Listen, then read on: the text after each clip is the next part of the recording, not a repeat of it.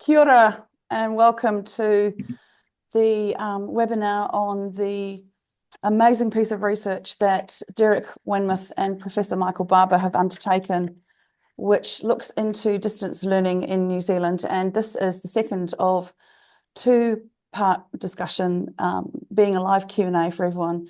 Tēnā koutou katoa, ko Jane Treadwell Hoi ahau. I'm Jane and I'm the Executive Director of the Education Partnership and Education Partnership and Innovation Trust. And it's lovely to have everybody with us today. We're going to kick off with a karakia and then we'll get into the agenda. Kia hora te marino, kia whakapapa paunamu te moana. Hei hurahi mā tātou I te rangi nei. Araha atu, arahu mai. Tātou I a tātou katoa. Hui e, tai ki e. Hi, yeah.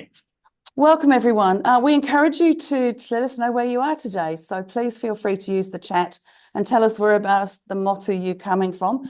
I'm based here in Hononga in Tamaki, Makaurau, and the skies have just gone very dark and it's raining again. So situation normal for us. I'm looking forward to this Q&A and we encourage you to put your questions in the Q&A, please. And if you want to ask questions, we are having this moderated, so Nish, our Community Engagement Manager, will look after that. First of all, what I'm going to do is let Derek and Michael introduce themselves and then we'll start. They're going to give us an overview of what the research is and what they've been doing, and then we'll open up for questions. So Michael, I'll hand over to you to introduce yourself. Thanks. Thank you much, Jane, and I apologize for I was bantering with Derek just as Jane was opening up the room, so I apologize to our attendees for that, and I suspect it was on the recording as well. So I'm Michael Barbour. I'm a professor of instructional design and director of faculty development in the College of Education and Health Sciences at Touro University, California in lovely Vallejo. We were hoping for rain today because we always like rain in California. But unfortunately, the skies have started to open up and the sun has come out, which for us is a real detrimental thing. But I'll turn it over to you, Derek, for the introductions.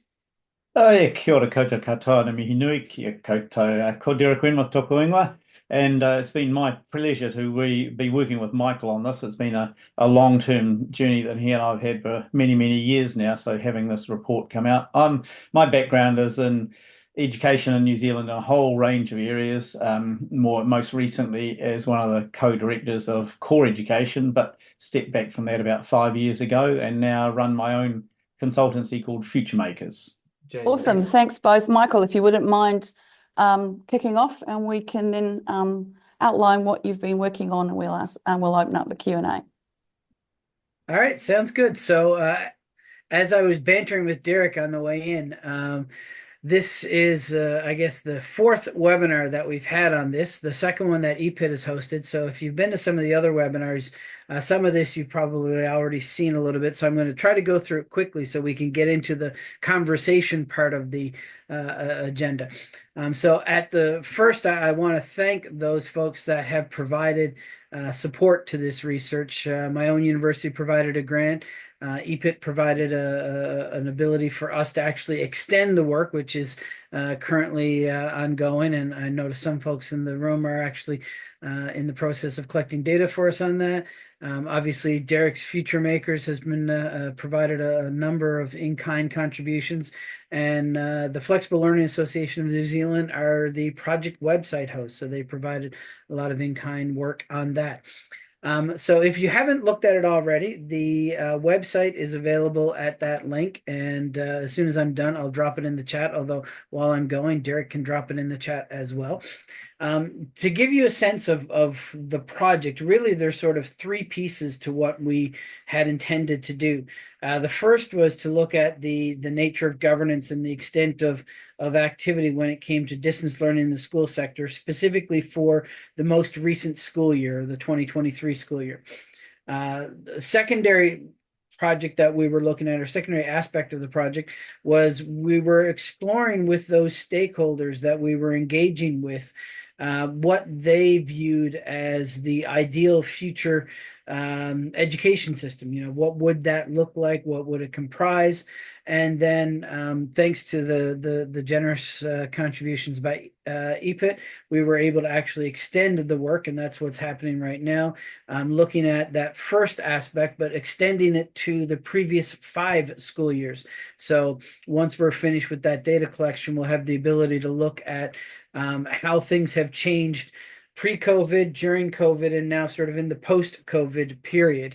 And the initial data that we've gotten, and we've probably gotten about 2/3 of it in at this stage, has been quite interesting to see how that evolution has happened and the impact that COVID has had upon it. So one of the other things that we kind of did along the way, we did the first version of this in the report, and we've got a more detailed version of it that was published in the Journal of Flexible and Distance Learning by Flans, was look at a history of distance learning within the school sector, tracing it over the last little bit better than a full century, from the establishment of the correspondence school right up to and including the impact that COVID had on the system and what might happen next.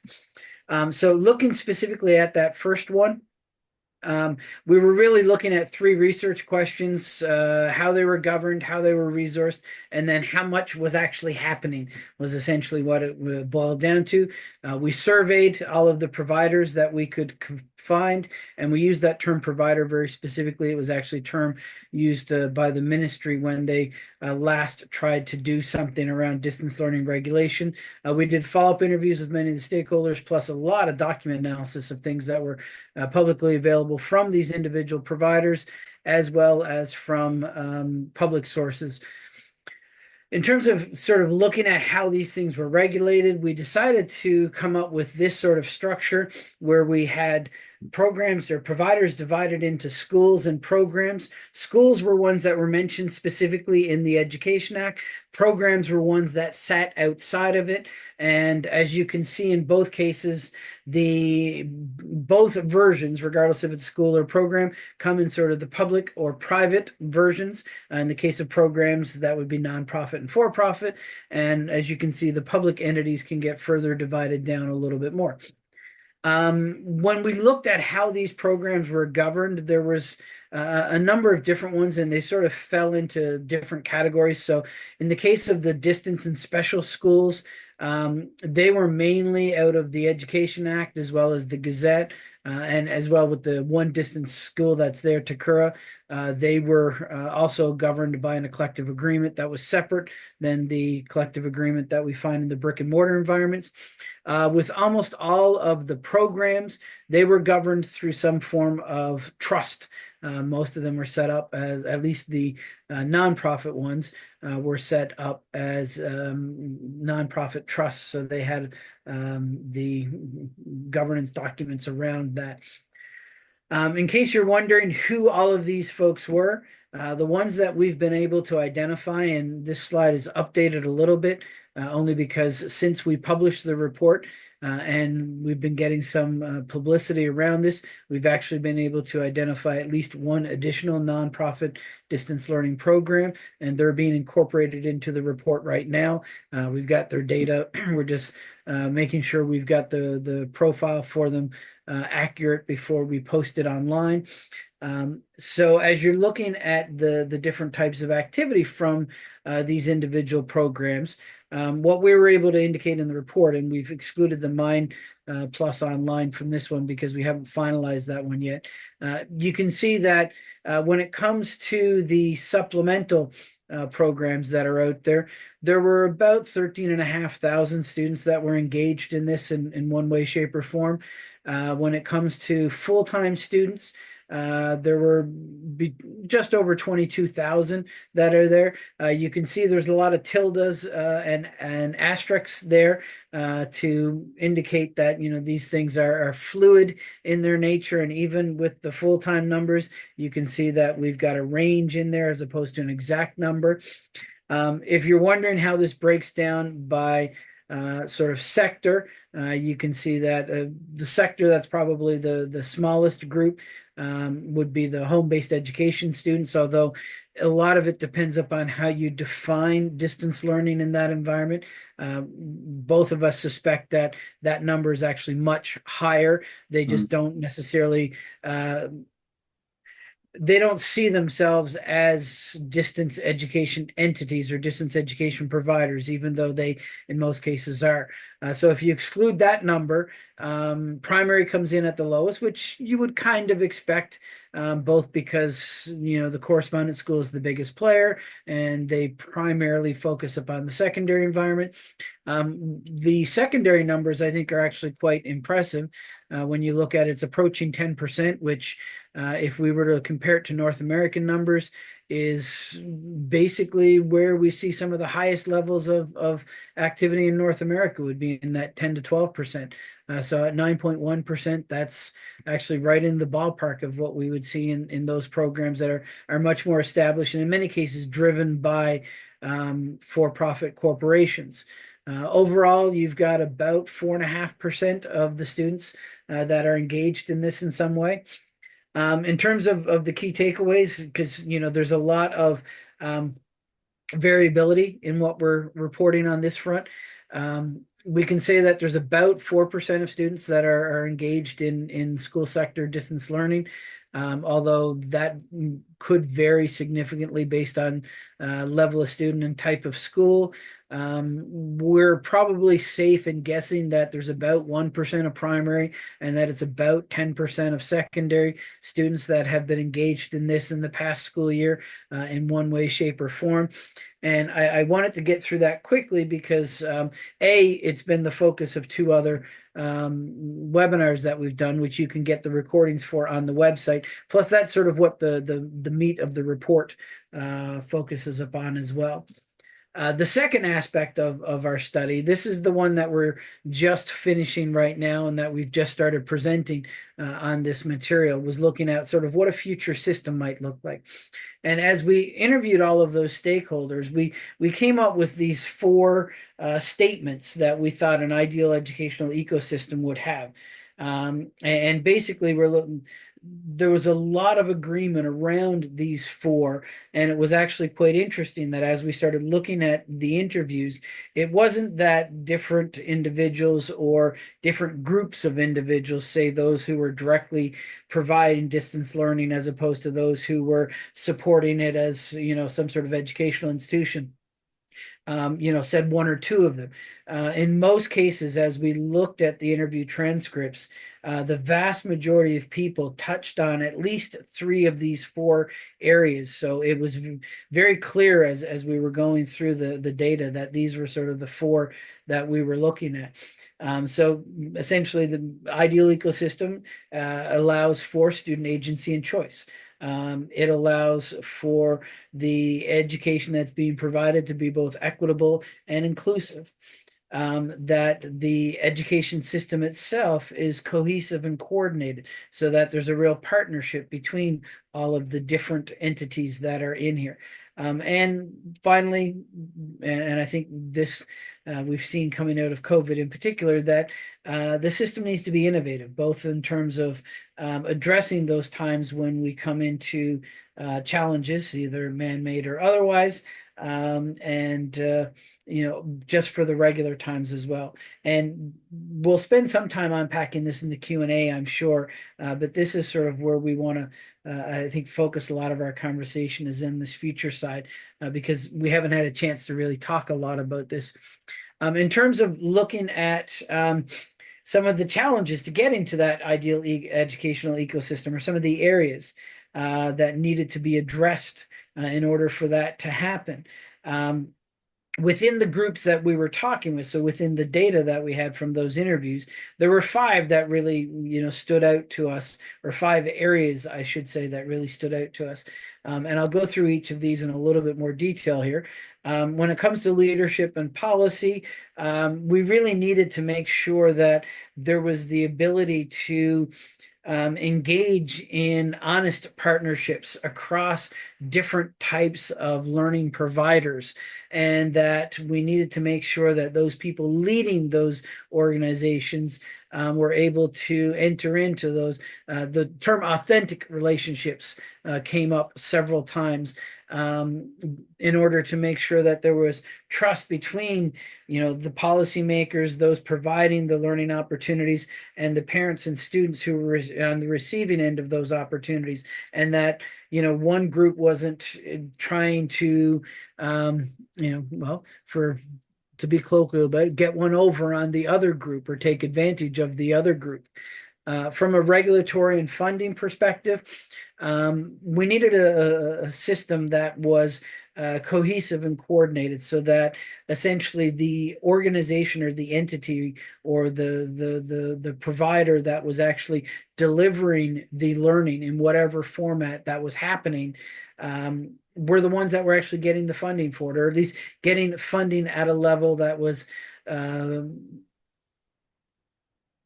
that would address the level of commitment that they were putting in to the learning that was being provided.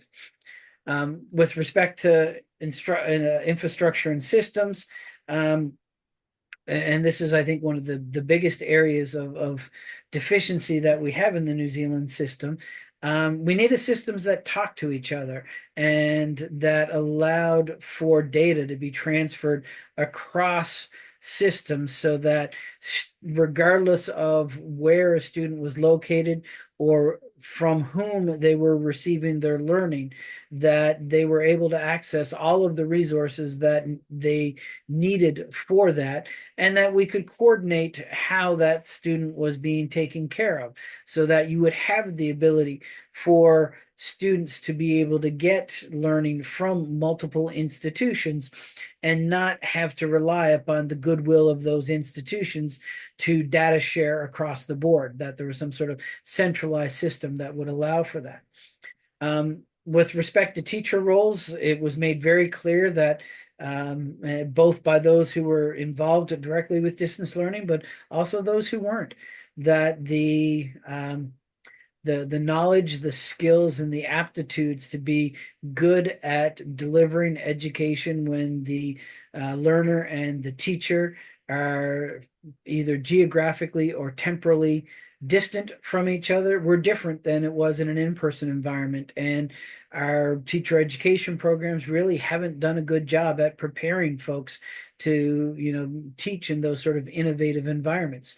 So there needed to be wholesale changes to how teacher education was done, as well as significant professional development to address those who were currently in the system. And then finally, when it came to accreditation, this idea of some of the providers of education being considered official and some not being official or not part of the system or working outside of the system really set up competition between different providers of learning. So we needed to come up with some way, some sort of, systematic change, to be perfectly honest with you, to allow for all of these to be considered accredited providers of educational learning opportunities, and that way that they could work in a more cooperative as opposed to a more competitive kind of environment.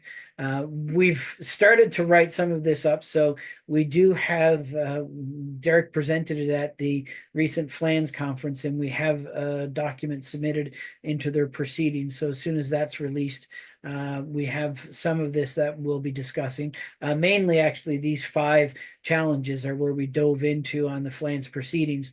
We're also working on a submission, hopefully by the end of the month, early next month, to the Journal of Flexible and Distance Learning, which will focus mainly upon the 4 principles that we saw in the ideal ecosystem.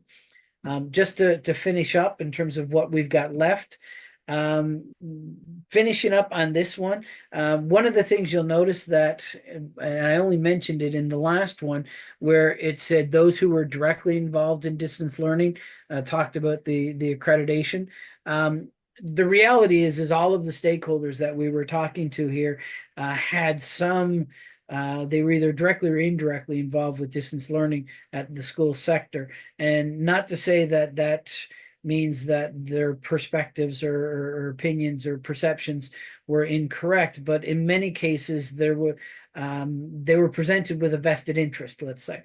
And in many cases, they were presented in a way that would benefit their individual programs or their individual organizations that they were representing more so than the larger system. So one of the things that Derek and I are looking to do is to essentially take the 4 areas that we've got, as well as using some of the data that came out of the challenges, and come up with, what are some steps that the government has the ability to and wouldn't take that much political will to be able to implement today.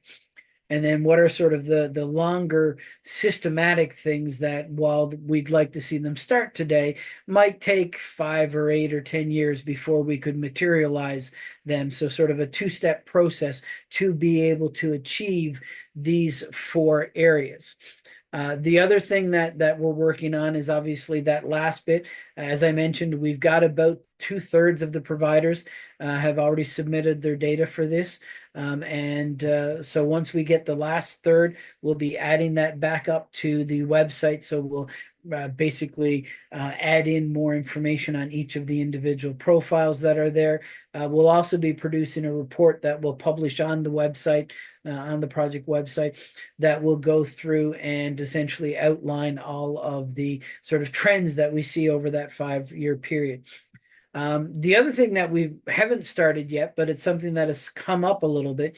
One of the things that we noted as we were going through the report and collecting the data was that as we looked at the different types of programs, we saw really 3 different instructional models that came about. And in many cases, the instructional models were specific to certain types of programs. So in the case of, say, the health schools and the distance learning program, or the distance school, Takura, they primarily used an asynchronous model. Most of the nonprofit programs, as well as the deaf education program, or the deaf education school, used a primarily asynchronous model. Most of the private programs, or most of the private schools, I should say, used an independent learning model. So because those 3 different models correlated quite well with types of programs, over the coming year or 2, that's an area that we're hoping to explore a little bit more.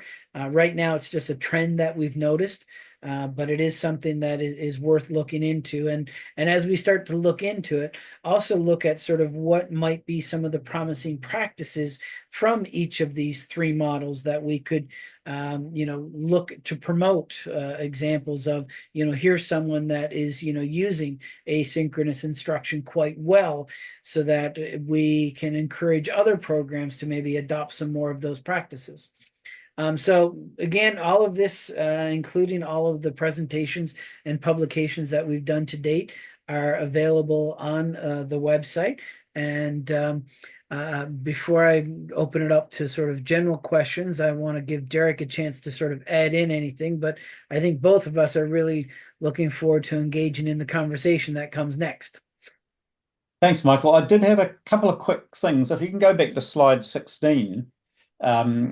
Just something to point out as we've been processing is those first 2 on the list there about student agency and choice, equitable and inclusive, are things that we hear a lot in education circles around the globe at the moment as being important. And of course, in terms of distance education, those 2 things have been for a long time key drivers in the whole development of distance education, that we want to be able to make sure that we reach people who perhaps otherwise are excluded from school or don't have the opportunity to participate in the way that others do. And central to that is the idea of agency and choice, which has become it's number 3 and 4 that I find really interesting in the way that they overlap. The cohesive and coordinated really highlights some of the issues that are on the following slides that Michael took you through, which to me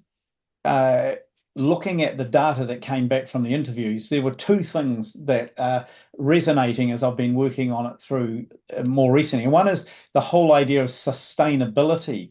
There are lots of things that have been happening, and providers that have sort of started to venture, and some that we started with on this project no longer providing, as Michael mentioned. And that whole idea of sustainability sheets back to some of the things that he was raising about not having an adequate legislative or policy framework that provides the foundation for those things to go, as well as the other key thing is not necessarily having a strong pedagogical driver that's informed by the sorts of things that Michael was saying. So there's a lot of opportunism that's sort of springing up around the edge. The second thing with sustainability, of course, is systems. That a number of the smaller providers that were sort of tinkering around the edge didn't necessarily have a system view of what they were doing, or a view that they were contributing to a system. It was an opportunity that they were forging out, that they saw existed, and so were pursuing. And it's not that there's anything wrong with that per se, but that's why we've deliberately titled this part about, the ideal educational ecosystem, because ultimately we need to be able to see how these things will knit together. And as Michael pointed out on one of the slides, to reduce that sense of competing for the same space and actually seeing people drive together. So that's where I think the idea of the promising practices that Michael referred to becomes really, really important. And lastly, which was probably may provoke some of the discussion, it wasn't really on our radar when we started this, but it seems to me that this report is becoming increasingly important right now in the New Zealand education system, as highlighted by two things that are in the news at the moment. There was the announcement from Hagley College recently about their hybrid learning pilot, which was such I think, a wonderful thing for them to do. May or may not be technically hybrid, who knows, but it's meets a lot of these sorts of things. But for 20 students, it certainly raised a lot of media coverage and feedback, with people starting to question those same issues of the foundational. Can you actually learn at a distance? Won't you go off and misbehave? All that sort of stuff. And I think we'll see more and more of that starting to emerge, and those issues are going to need to be addressed. So those promising practices can become important. The other one, of course, which we haven't yet seen emerge, is what's happening with the charter schools.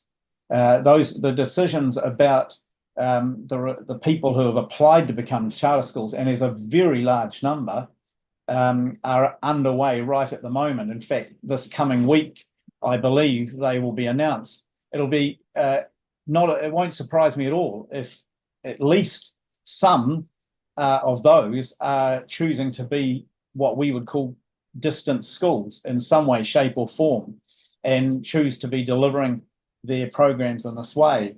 So those things, I think, make this really, really worthwhile. And it's great to have people on the discussion today to start unpacking some of these questions. I see some of those things already popping up. So I'll finish there, Michael, and turn it back for the questions and answers. Thanks, Derek. Thanks, Michael. I think it's really important, the work that you've identified, especially around what the ideal educational ecosystem looks like, and those 4 key pillars or PO of success. We have one question in already, and I'll just quickly read it. Working as a learning designer in a polytech, organisations implemented a high flex delivery model which offers flexible learning through asynchronous, synchronous and face-to-face options simultaneously. As Aotearoa transition into tertiary ed, online distance learning becomes more common, did you look at specific support systems that parents or Aotearoa might need to adapt to this learning style? I can start there. I mean, to directly answer your question, we didn't specifically design anything that would have captured data around that. As we looked at the different programs and looked at how they delivered and how they supported their learning, we did see examples of individual programs and schools that were implementing various practices around them. Now, we didn't look at whether or not those practices were being successful or not, but so it was data that was sort of captured in a tangential way, but not something that we aim to do specifically. I mean, some of the things that we did find in terms of things that were actually happening, and again, no comment on whether or not they're being done well or whether or not they're actually having the desired effect.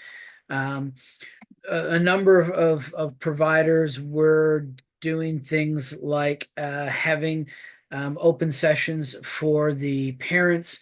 Many of them have documents as well as initial orientations that outline sort of what is expected of a parent to help support a student in this kind of environment, which is something that if you contrast that with what a lot of the schools did during COVID, was something that was obviously missing there because, many parents, we all went to school at some point. So we've got this idea of, when our kid is in school, here's the kinds of things we should be doing to help them along. Most of us, at least when we were K-12 students, didn't have an online learning or distance learning experience. So we don't have that schema of what we would hope, our parents would have done for us back then. So we've seen a number of providers that have tried to do some of that.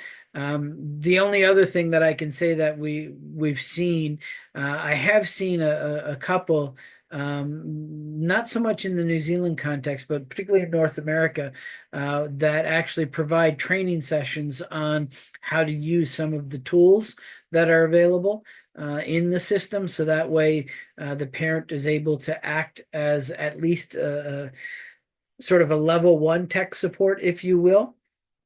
Thanks, Michael. Just thinking through the tech side of this, and technology as an enabler for distance learning to occur.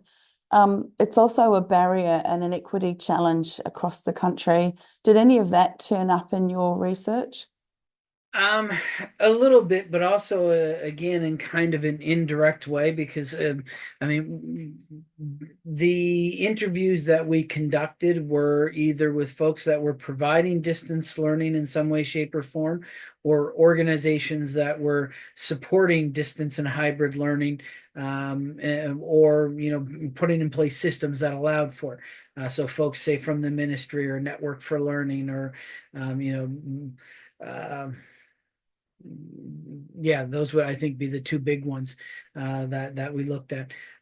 So they were sort of, those folks were already in the mindset of the fact that this is something that folks should be able to access, and in many cases we're actively putting in place things that would overcome some of those technical issues. If you look at, say, a provider of distance learning, with the exception of many of the privates, most of them have been doing it for well over a decade. Actually, most of them well over 2 decades, to be honest with you. So they've been looking at this issue of how we can use technology as an enabler for a long time, and how we can overcome some of the challenges that we have in place with that.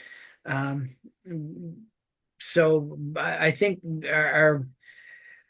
from our data specifically, I think our sample is skewed.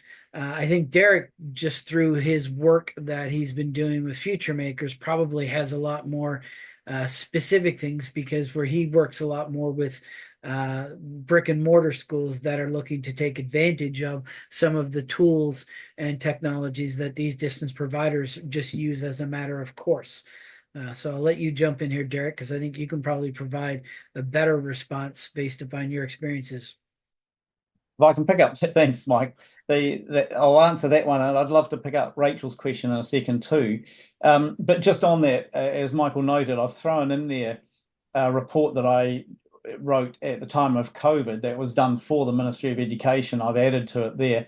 But you'll find in that report that whole idea of of how students are catered for or supported in the home environment became quite an issue. For a handful, it was quite a positive thing in terms of the feedback from parents. And because it gave them insights into what was happening in school for their students that they hadn't otherwise had. And that was a positive thing. But for many, many others, it was a negative thing because the teachers who were doing this were making massive assumptions that they just hadn't had the time to sit down and think as a learning designer might do in the traditional sense. But can I shift to Rachel's question? She raised there, what do we mean about the statement on innovation? Because this is something that emerged, and Michael and I had some really intense discussions about this in an exciting way, I guess, as it came through. And I guess in a summary form, the reason that this is like one of the important things for anything moving forward is that, as with anything, there's a real danger that what emerges in the distance paradigm becomes just a repeat of what's happened in the past, or an attempt to replicate what we've known in the past in a non-distance field. And we're seeing this sort of starting to happen, and Michael can perhaps speak to it even more on the global scene, with a number of the very commercially driven providers who are still designing what they're doing based on the delivery of content. It's just simply a transmissional kind of model that underpins it. Whether it's synchronous or asynchronous or independent learning, that those three models, that is still evident across that. So to address, I guess, Rachel, your question, key areas that I would be thinking about in terms of innovation at a system level, there are all of the issues that we're up against at the moment that we need the innovative thinking and so forth around the exchange of data and the ability for students to be recognized in the system as being addressed, having needs addressed by multiple providers, for example. That's not a new thought. It's been around for a while, but we really do need the innovation that's going to allow that to become a reality. Another area is we constantly hear things about dropout rates in distance education as if it's distance education that's at fault. And without wanting to make an argument about it, without some students, many of us as learners, it's not necessarily a prime way. But another reason that a lot of people drop out of distance programs in the same way as they disengage face-to-face is that their interest isn't sustained. They're in it for a while and they have their needs met or something meets it. But then to have to complete the entire program to get the qualification at the end isn't necessarily what motivates them.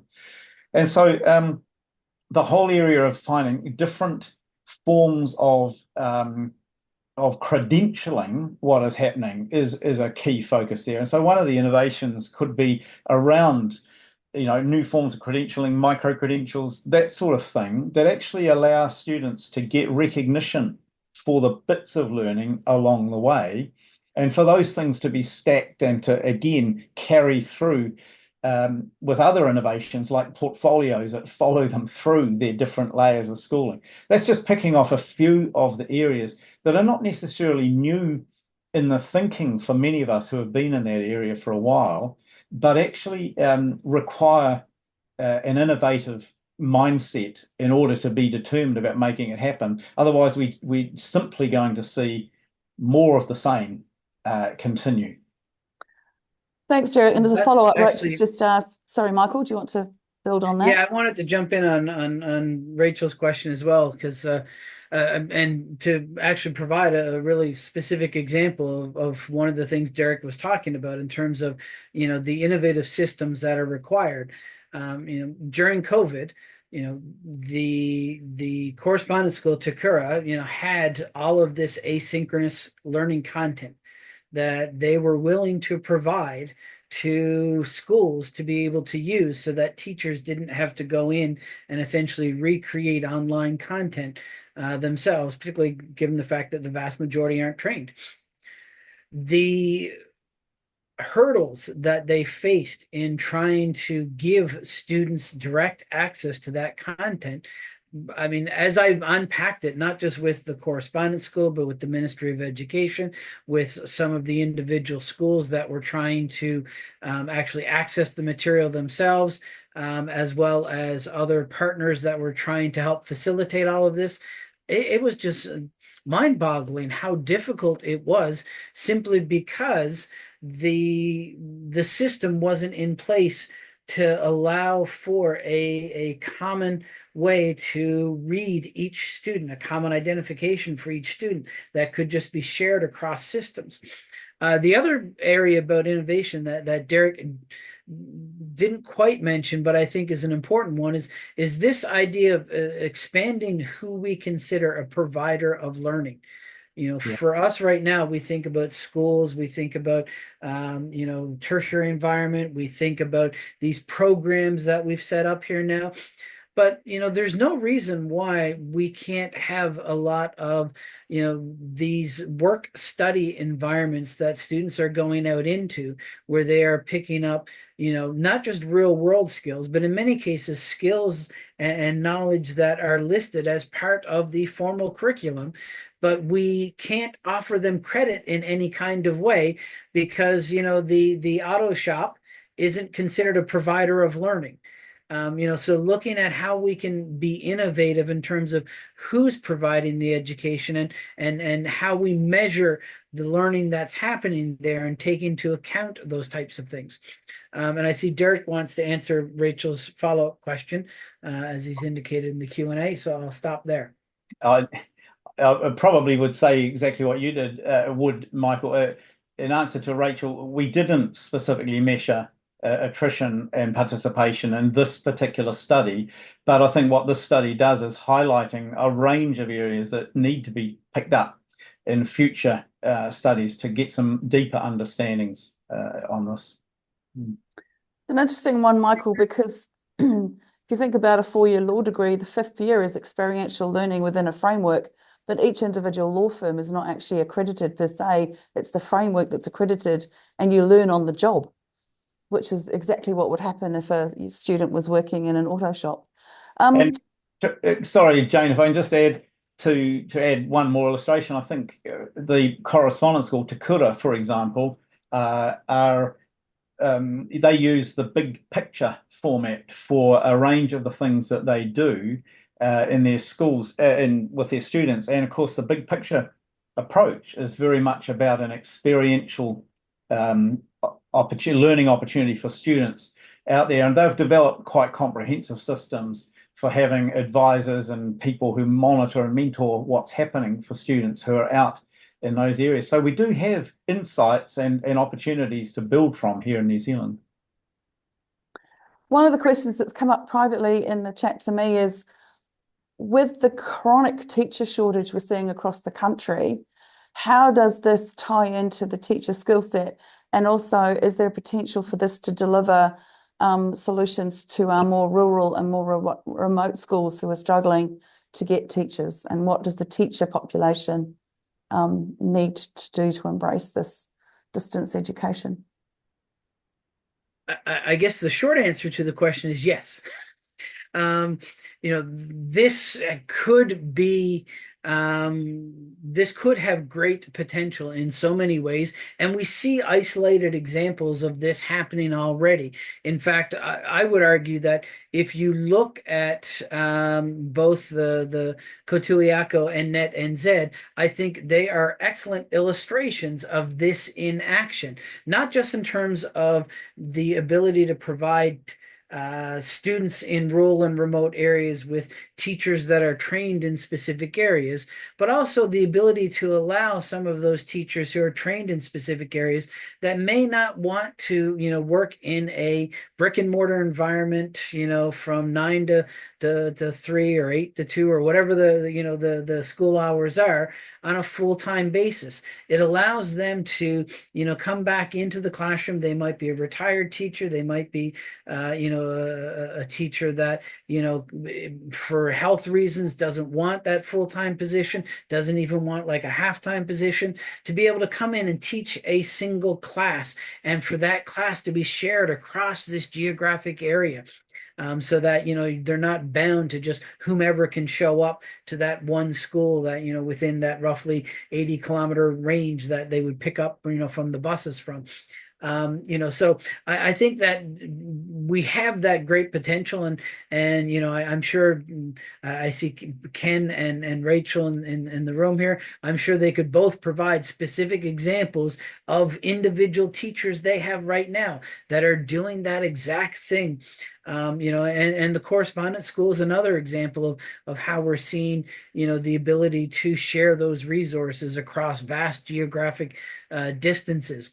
In terms of one of the, I think, shortcomings that we see from a systematic perspective is I think there are more teachers out there that would be interested in doing this, but unless they happen to be at a brick and mortar school that were participating in one of these programs in the past, many of them don't know that these online programs exist. Many of them don't know how to take, how to become engaged with them, or as they retire and they think to themselves, I wouldn't mind teaching a class, once a term or every other term. They wouldn't even think to reach out to these programs because they haven't had that experience with them.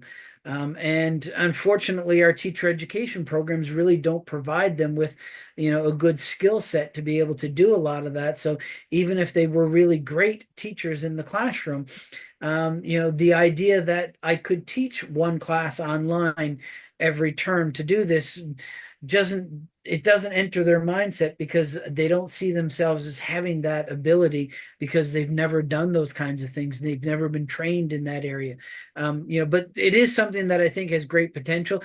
For me, it's one of, I think, the main success stories of those nonprofit programs that are out there right now, because I think this is sort of one of the things if I were a marketing person and I were looking to promote these programs, that's one of the ways in which I would sort of be holding them up to say, like, we need more of this because of this very aspect.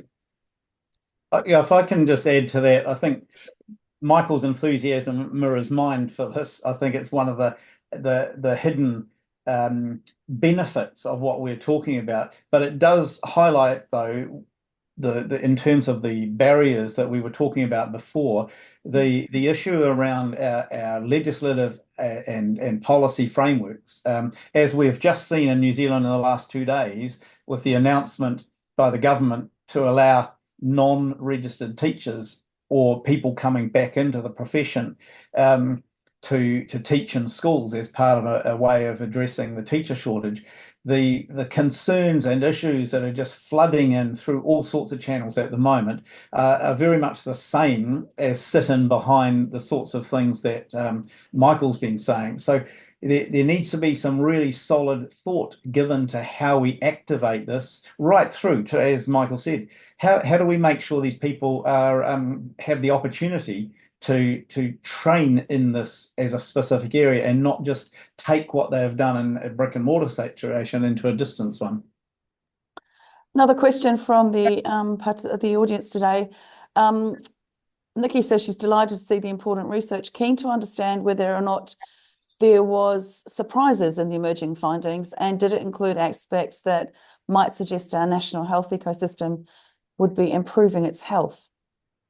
I'm not sure what they mean by improving its health. So Nikki, if you want to drop in the chat a little bit of clarity there, I'll tackle the first part, including surprises. I guess for me, because based on my own experiences, I had been primarily involved with the distance learning school with Takura, as well as the nonprofit programs that were out there. I was a little surprised to see the number of private schools that were there. A couple of them I had known about simply because they had come up in the news from time to time, particularly, in the early post-COVID or early COVID period, if you will. But just there were a lot more there than I was anticipating.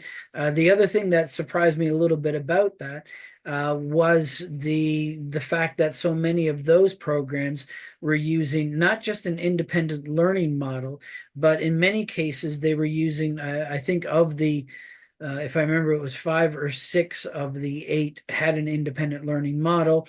And of those, over half of them were using the Accelerated Christian Education program out of the US, which is known to be quite a a racist, sexist kind of curriculum that's really designed for a very Old Testament fundamentalist view of the world.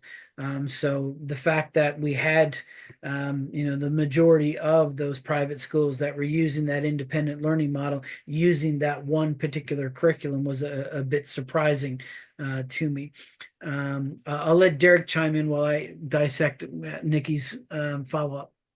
Yeah, I was just looking at the thing that came in from Cherie about the CAEs. I think that question is really pertinent to what we're talking about here, Cherie, in terms of the points about agency, about choice, and also about inclusion. That potentially distance education or these alternative forms provide a really unique and powerful way of providing for the needs of students, such as the example you gave, if they're properly designed, well managed, and so forth. And coming back to what Hagley are doing for their students, who are specifically those who can't participate in the traditional ways. The students you're talking about who try, often they're not receiving the level of additional support and coaching and looking at things in different ways to get them to the point where they may pass those.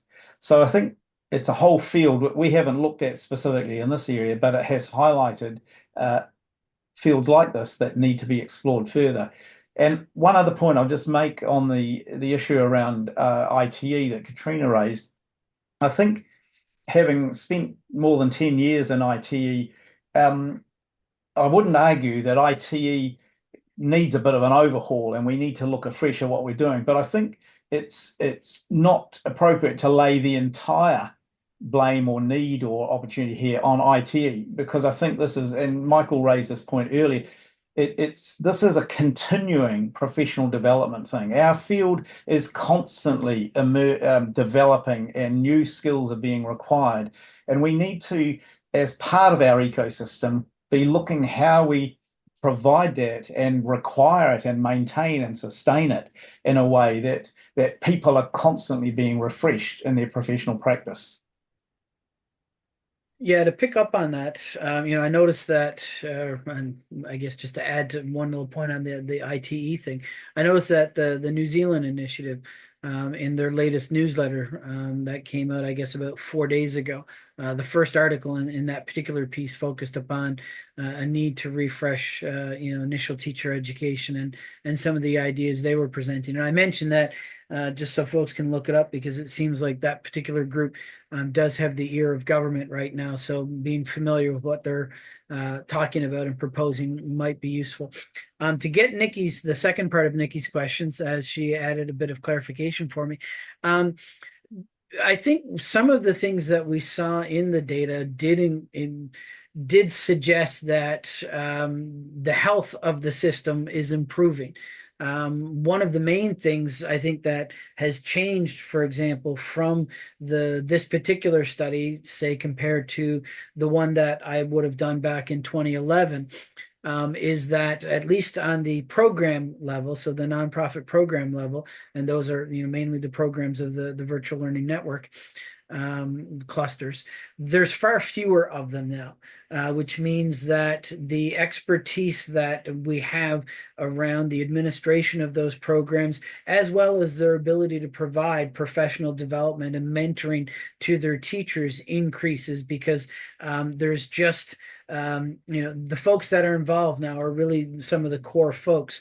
Whereas when there were, say, 20 programs or 18 programs, the fact that that leadership was much more diffused, the expertise that existed at that top level that was supposed to filter down varied. Some of them, were, incredibly strong, and others not so much. And as those programs sort of consolidated and amalgamated, the folks that were, left behind in terms of those leadership levels, I think were really in a much better position to essentially transmit the knowledge that had been learned over decades of offering these programs as to things that did work and things that might be more challenging as they're providing distance learning in these mediums.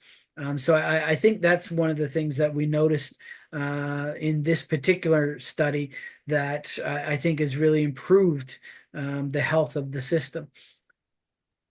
Can I pick up an innovation question, Michael, Derek? The whole idea of just lifting and shifting traditional content into a digital platform is no different than taking a hard copy pamphlet and suddenly making it PDF and throwing it on a website. That's not actually innovation in its true sense.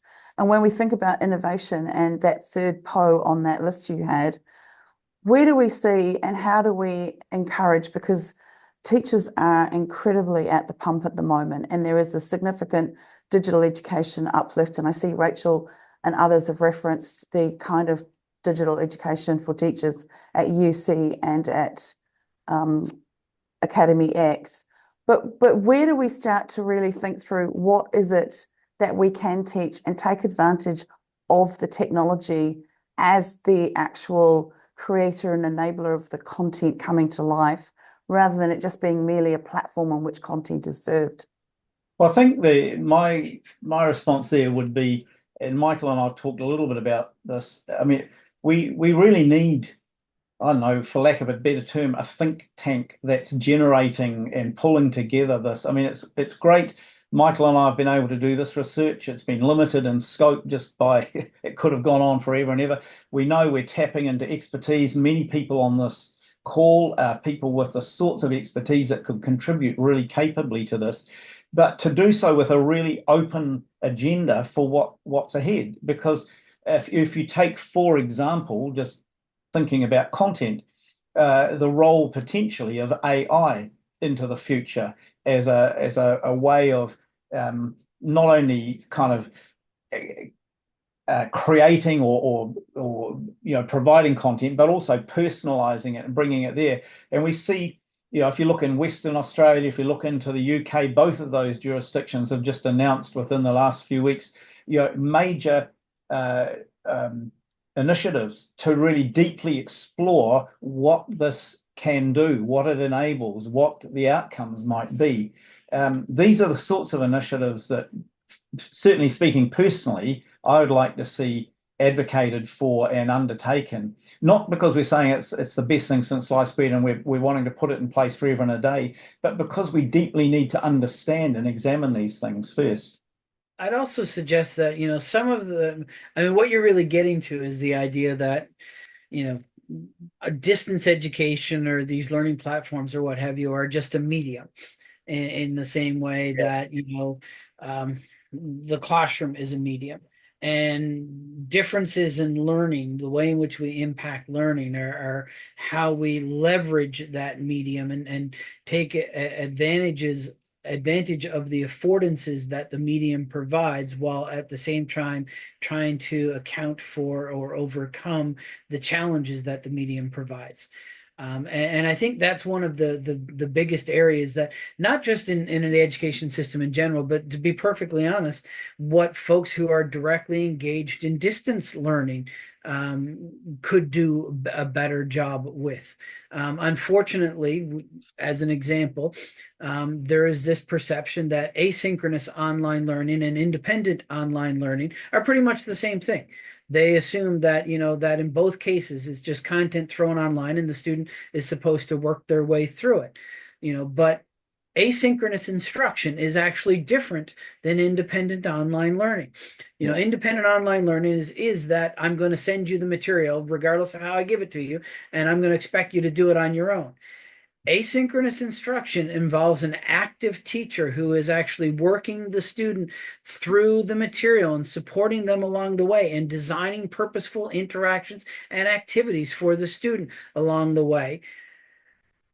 But yet, most of the folks in our distance learning perspective, when they look at Takura as an example, they basically, see the old correspondence model that's there, and they don't see that as actually teaching. They're providing them with content and expecting the student to learn, which is not actually what's happening in most cases. I mean, yes, I'm sure there are teachers in Takura that are doing that in much the same way I'm sure there's classroom-based teachers that phone it in and do a lot of that as well. but I'm not sure phone it in is an expression that translates over into the Kiwi environment, but hopefully so. So I think that's really when we're looking at this type of aspect, it's that idea of how do we purposefully design and deliver and support the learning through whatever medium that is being delivered, so that students have a way to have success. And the only way in order to do that is to, look at what the medium affords, because different mediums allow us to do things easier. There are also some challenges with certain mediums, and it's not just that, the medium that's closest to face-to-face is the one that affords the most. If I use a discussion as an example all the time, this discussion here and, what's happening in the chat and stuff, this represents, a first blush at things. We're getting these questions as they're happening. We're thinking on our feet based upon it. And the responses that we provide right now would be very different than if we got all of these questions a week ago and we're able to go through and think about what had happened. That's that's a great example of the difference between an asynchronous discussion versus a synchronous discussion. And each one of them has different, affordances and limitations to them. So how do we design the specific activity or what we're hoping the students will get out of it to maximize one and minimize the other? Derek, next question. Sorry, I'm going to address to you is because it's been hanging a while and you've probably got the local knowledge that Michael won't have. But during COVID, Viv was actively involved in supporting schools as part of her role during that whole lockdown period. And she just asked whether or not there were examples of standard schools in New Zealand that are actually utilising that distance learning approach, because after the COVID lockdowns, the schools that actually were doing really well, actually the teachers, the kaiako, felt excited and they reflected on how enjoyable it had been. So do we have those pockets of exemplars and how do we leverage those? It's a good question, and I'd point again to the link that I put to the COVID research that I put up there, because a lot of those examples are mentioned in that research or referenced in the papers that were done. But I would highlight and reinforce, I guess, some of the key things. Firstly, it's not always helpful to refer to those as being distance education examples. They were emergency remote responses. But from that, there are some principles that translate into what might be able to be built on for a more sustainable approach. And really, you can't get away from what emerged from our own research, around agency and choice, where students were told to sit in uniform at period by period for a synchronous exchange with teachers. It wasn't very successful. But where students came from environments that already had been using, for instance, digital devices, they had online connection with their learning, they were used to being learning from home in a sort of flipped classroom environment, where that was an established practice, and where the sorts of things that Michael was just talking about in terms of the teacher behaviour, the teacher role becoming one of being much more facilitative, coaching, guiding, mentoring, where those things were in place, then the students had a much better experience during COVID, and an experience that is the sort of thing that we should be looking at creating the opportunity to scale and sustain in what we're talking about now. If you've got any other questions, please do add them to the Q&A. It's good to see them flowing through. Just thinking about... if I could jump in on that, Jane, sure, while we're waiting for more questions. I was looking for it in the chat there, but I know Rachel mentioned when we were talking about COVID earlier that I can't find the specific chat, but she mentioned about how the schools that were participating with the Kotuiako and some of the other virtual learning network programs, seem to fare a little bit better during COVID than traditional schools. And in all honesty, I agree with her 100% there, particularly those that have been doing it for a long period of time and those who were using it more extensively for the exact reasons that Derek just mentioned. That teacher mindset that was there, they understood this notion of how these tools could be used, and the mix between, you know, the synchronous instruction that was provided, but then also having asynchronous time to work through activities that were in Google Classroom or in Moodle or whatever environment that they were using. So because they already had that experience, and they were used to it, and many of their students had direct experience with this already, those programs had that, if you will, that schema of something that this is what it could look like or what it should look like, as opposed to those schools that didn't have any experience in that environment, or their only experience was either face-to-face or the more traditional correspondence school, which they still saw as basically independent learning. You know, so you saw either, you know, this 100% synchronous model or this 100% independent learning model, or some combination of those two extremes, without really that, you know, nice middle ground that a lot of those schools that had participated in the virtual learning, or one of the virtual learning network clusters in the past had. And I don't know if I think we've got a couple of new questions while I was rambling about there was just a question from Viv I was going to respond to quickly. That whole issue, Viv, around redefining the word distance, that's been a conversation for the last 20 years in the distance community. And you'll notice that, you know, the Distance Education Association of New Zealand changed its whole approach 10 years ago and is now the Flexible Learning Association New Zealand. And if you look more globally, I mean, the general term seems to be ODFL, you know, open, distance, and flexible learning, as a way of embracing this broader concept than just simply the separation by geography. Picking up on a comment you made earlier, Derek, around Western Australia and the UK having recently launched information around AI integrated, who's actually doing flexible learning globally really well? Did you see, I know this is exploring distance education in New Zealand, but is there some good global exemplars that we can look to and learn from? I think Michael's got a more hands-on connection with some of those things. I mean, there are numerous examples, aren't there, Michael? Yeah, although I'll be honest and say I don't think there's any one place that's doing it overall really well. I think there's a lot of individual examples that, like, if we were to take this from this group and this from this group, like as an example, British Columbia was, you know, when I look at that idea of how do we fund these programs, you know, British Columbia had a funding model where essentially the funding for whatever piece of education the student was taking was given to the provider who was actually doing that. And then they also had a separate block that they provided to the place, the physical place where the student was residing. So if you had a student, for example, that was doing 4 courses this term, 2 of them from their school, one of them from distance learning provider A and another one from distance learning provider B, what ended up happening was that the school got half of the FTE.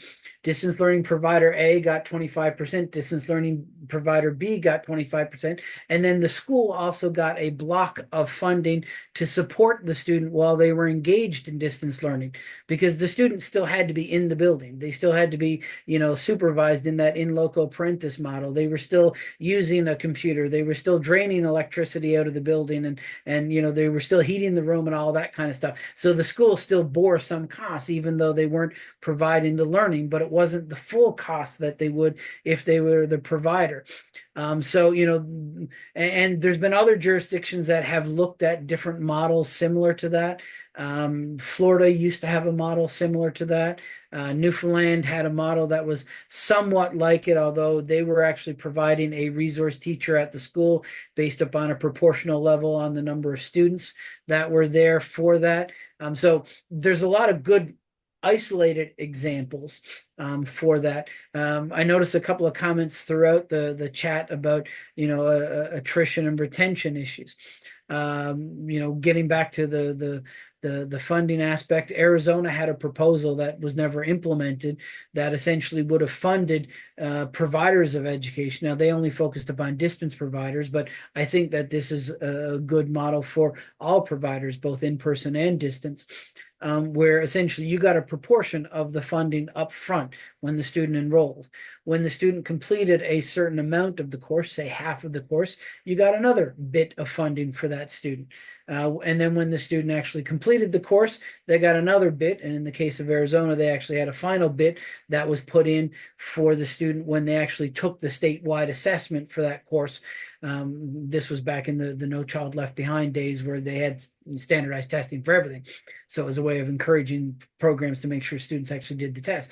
But how do we chunk up the funding so that, we actually make student completion tied to at least some proportion of the funding? And I say some proportion because you wouldn't want to do it with all of it, because then providers would only focus upon the students that they knew would complete. But if you gave them some sort of incentive to provide support along the way, I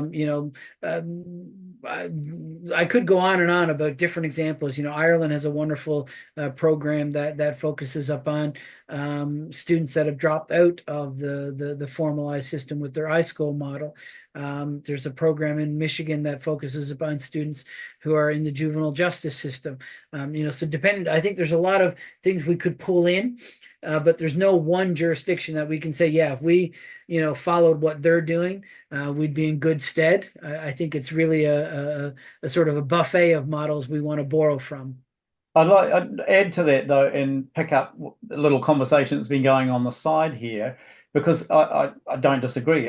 It's always good to be looking afar and drawing from the experience of others. But it is interesting that here in New Zealand, we've had the VLN operating for over 30 years now. And that the framework of that model has remained relatively intact right through that 30 years and been sustained by new people coming in and picking it up and so forth. And as Rachel's drawn attention to, the Welsh are now using that same approach in what they're doing. Michael talked about British Columbia. Back in 2003, I visited British Columbia, where they were looking at the establishment of that model and exchanged the ideas of what we were doing with VLN, with what they were doing that contributed.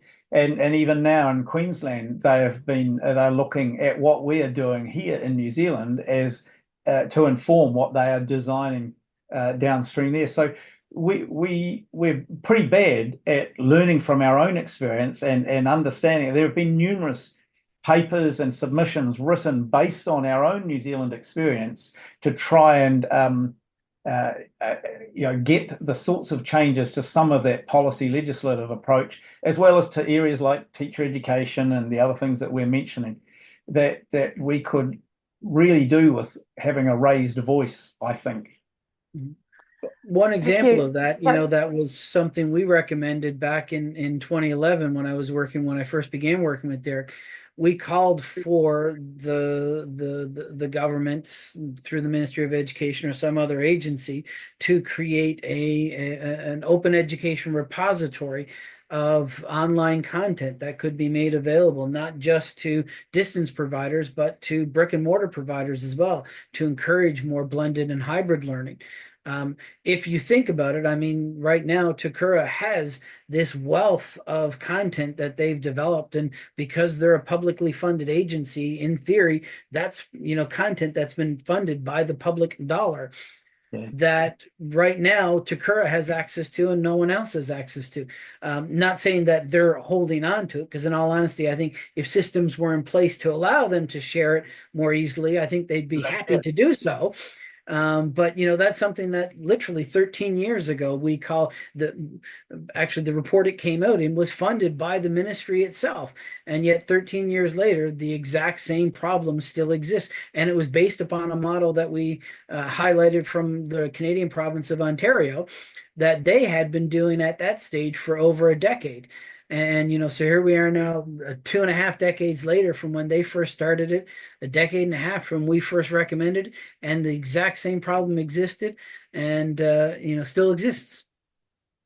Which is a lovely segue into the sort of last 10 minutes or so about, so what?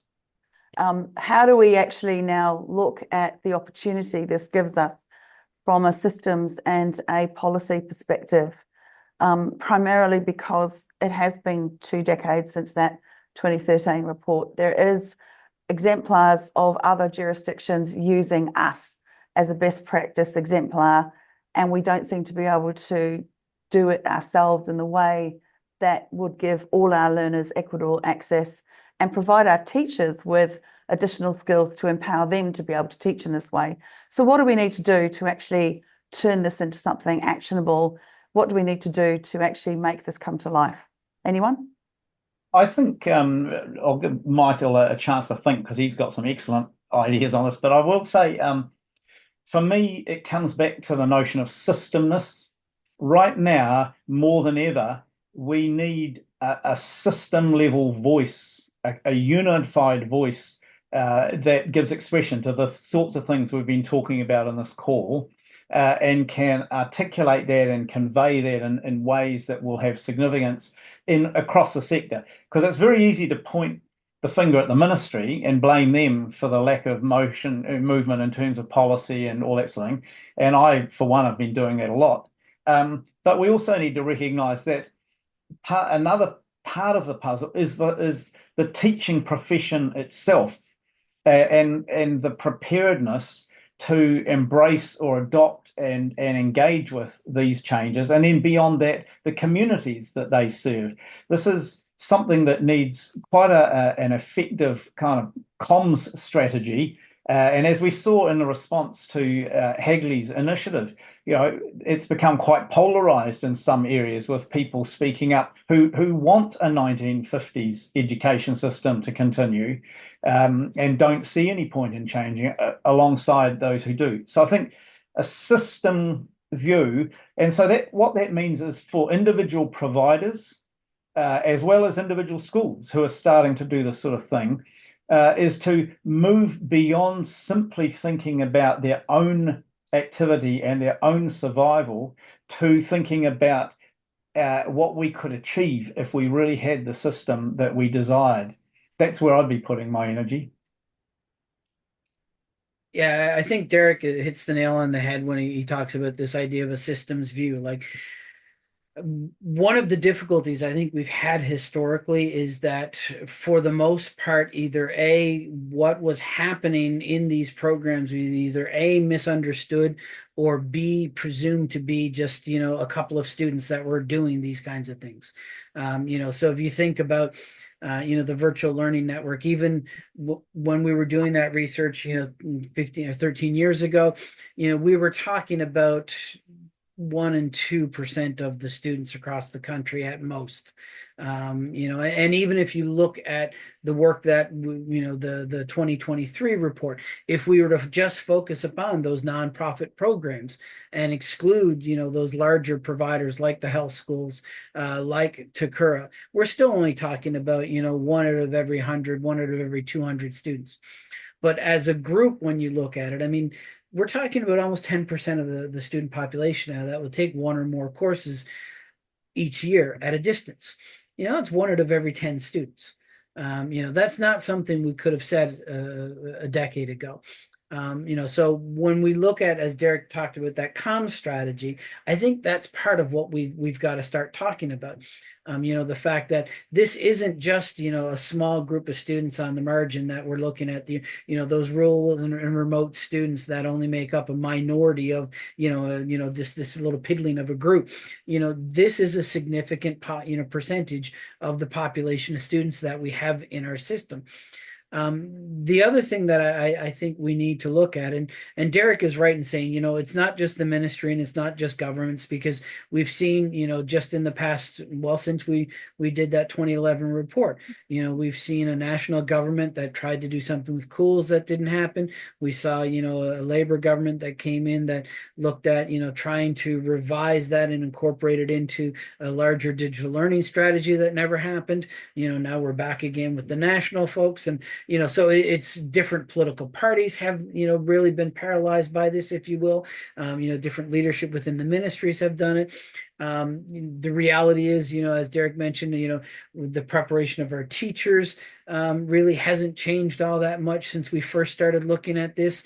The fact that most teacher education programs don't even have a basic technology integration course as part of their required components, which has been a staple in the United States since the 1980s, is just something I think that is, so there's systematic change that needs to happen, both at a technical level, an infrastructure level, a policy level, and just the way in which we prepare folks to go into the system. The other thing that I would say as we look at, what we're doing next, I think one of the things that we have been lacking is really an understanding of what actually is happening. Those who are directly involved can tell you, this is what, my particular provider is doing, or this is the provider that I'm accessing courses from. This is what they're doing.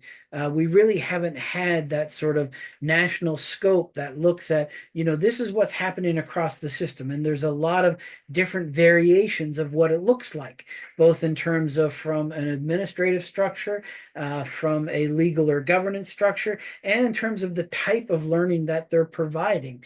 It looks very different. So having some better understanding of that, I think, gives us a starting point to have some of these conversations that we really haven't had in the past. Because, if you would go and talk to some politician or some ministry official or some stakeholder, their vision of what distance learning was based upon the one program that they had the most experience with, and that's it. And they thought they all looked like that. Whereas I think this work really does provide that nuanced perspective of what the field looks like. Thank you, Michael. Any last questions pop into the Q&A? I think one of the things I'm hearing is there's a lot of incredibly good work going on already in pockets across the country, and we need to start to build off Derek's idea of a think tank and advocacy element around what's actually taking place and what's working, because often you speak with people and they can only reference their known experience, and if their known experience is older, or if they are not necessarily up to date with what's happening in the classroom, let alone what's happening with distance learning, that then colours their view of the world. So it would be really good to think about how we can activate that concept of a think tank, bring people together. Derek can actually take this to the next level of conversation, because we do need to think about how we can bring about change, because 2 decades of not acting on the last report and having identified some possibilities is not the best thing for our learners, and certainly not addressing the equity issues that we all know exist in the education system. If there are no further questions, I am going to thank both of you. Do you have any final comments before we close out? I'll just add one. Rachel's put some notes in the comments there about the figures that Michael was talking about, which show a substantive increase overall in those who are involved in these programs. My perspective on this picks up on something that Michael said earlier around making content available to every learner. I think we need to be moving to a place where we see the division between what is distance and what's in-person brick and mortar just go. That it creates what I argued a couple of years ago is the essence of hybrid. It's that ability to move seamlessly between those environments as the need is required. And to me, that's built up in the notion of system resilience. That actually, if we had a system like that, and we had the sorts of things that Michael and I have both been outlining, we would be in a position where when it strikes an individual who can no longer attend, or whether it's a whole community who get flooded out, or a whole nation who go into lockdown because of COVID, we have a resilience to be able to continue operating as a system. I guess just to pick up on that, Derek mentioned, the idea of the things that are going to prevent us from basically walking into a school building in the future. And the reality is that we are going to face more and more of that. Yeah, So those nations that are able to figure this out so that they don't have another COVID-like experience where you have, teachers and parents and students that really have no idea of how to learn outside of the the four walls of their brick and mortar school. Those systems those nations that are able, those jurisdictions, I should say, that are able to figure out that are going to be the ones that are going to have success going forward.